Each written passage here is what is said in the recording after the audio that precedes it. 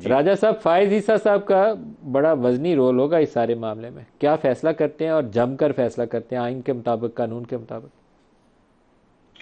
देखिए, फायज ईसा साहब का रोल होगा, लेकिन उनका रोल कोई डिक्टेटर का तो नहीं होगा ना।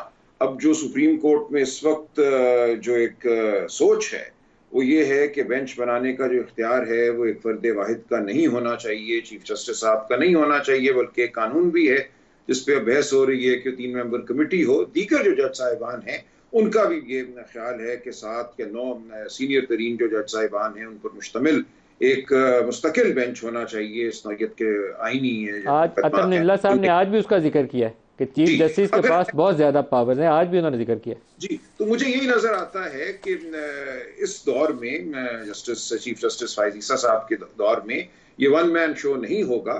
अदालत के अंदर एक तरह से जो जिम्मेदारी है वो इज्तिमाई तौर पे उठाई जाएगी, और हर जज अपना फैसला करने में तो खुद मुख्तार है। देखिए, बेंच अगर बन गया किसी उसूल के तहत के साथ, सीनियर मोस्ट या 9 जो सीनियर तरीन जज साहिबान हैं उन पर मुश्तमिल बेंच है, उसमें जो भी जज सीनियर हैं वो आ जाएंगे। उसमें नहीं होगा कि ये हम ख्याल है और ये हम ख्याल नहीं है।